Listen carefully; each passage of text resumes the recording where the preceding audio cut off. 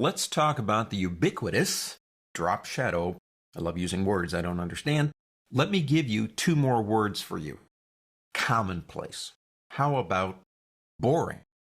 Now that may or may seem to be the correct terminology, but before we get into that, let's go into our exercise files and open up Drop Shadow PSD right there. Now, I've done a few things. All I have is one layer with the word drop shadow and a background with this kind of sandy color to it. Help us see the drop shadow when we apply it. Remember, you cannot apply a layer style to a background. It must be a layer. And I did something else.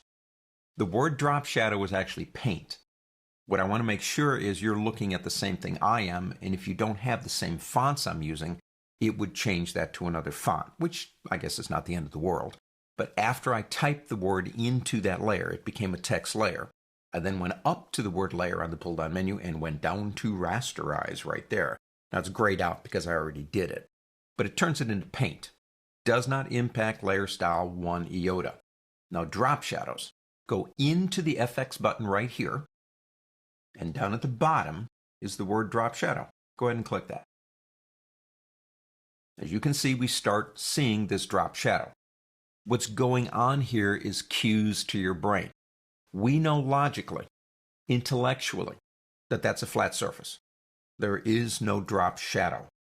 But in the way it works, it cues the brain to see something lifting off the surface. That's what a lot of these layer styles do. They create a sense of a three-dimensional aspect in a two-dimensional space. Now we have all of our other styles right here. So if we wanted to, we could do anything we wanted to that drop shadow without ever leaving the layer style dialog box right here. Let's see what we got. Number one, the shadow itself, not the layer, but the shadow does have a blending mode defaulting to multiply. Multiply kind of multiplies itself into the background, creates a sense almost that the shadow is really there and it's not just some solid color. Multiply is the default. You could try something else if you wanted to. The default color is black. If you want to try something else, go ahead. Down here we have opacity. It's at 75% to help the shadow softly move itself into that background to our eyes. Now there are cases, if the shadow is displayed against the perception of a harsher light, you might want to increase the opacity to create a harsher shadow. Now the angle right now is 125 degrees. That's down and to the right. Studies show that the most comfortable angle for a drop shadow on a two-dimensional surface is 125 degrees. Why? Because if there's nothing else influencing us in this image, we're going to assume something. We're going to assume the sun is up, not down.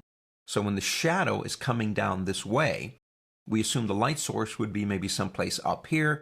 And according to studies, and people really do study this stuff, the best angle for me to feel comfortable with what you have done is down and to the right.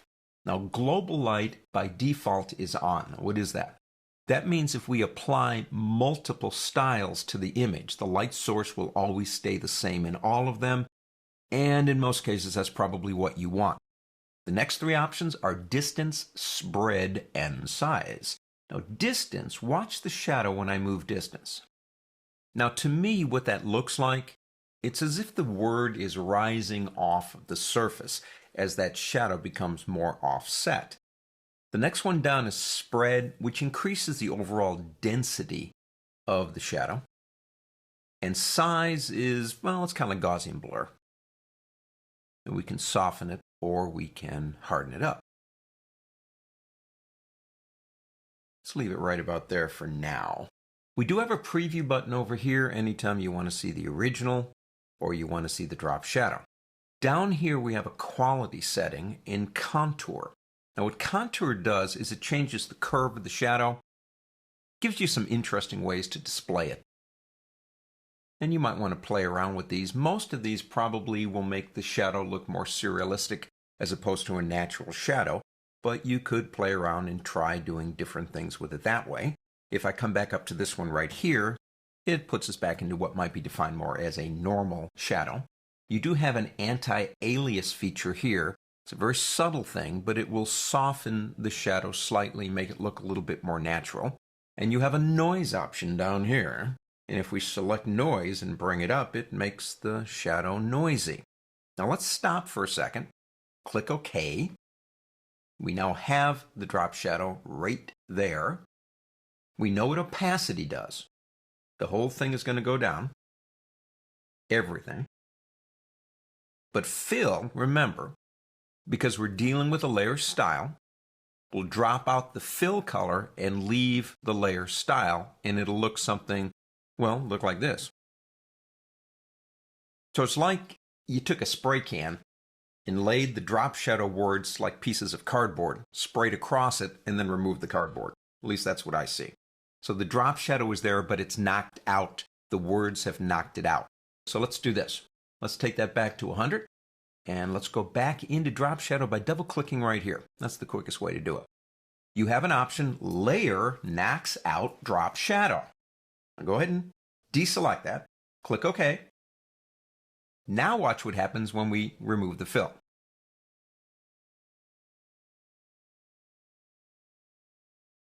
The fill doesn't knock out the shadow. That's exactly what that option means. Let me go ahead and take that back to 100. And let's go one more time into drop shadow. You have one more option at the bottom that's new. Make default or reset to default. Maybe you're doing a couple of more shadows and you want to use this as your default all the time. Every time you come here, you want to start with this premise that you have a noisy shadow. Well, you could say make default just simply by clicking there. And everything that you see would then be the default. If you say, nah, I was just playing around. I think I want it back to normal. And you can say reset to defaults. And it'll take it all the way back for you. Remember, layer styles, especially things like drop shadows, are designed to take a two-dimensional space and make it look three-dimensional by giving our brain cues. And as crazy as that sounds, the most comfortable angle for a shadow, according to marketing studies, is at 125 degrees. On to the next.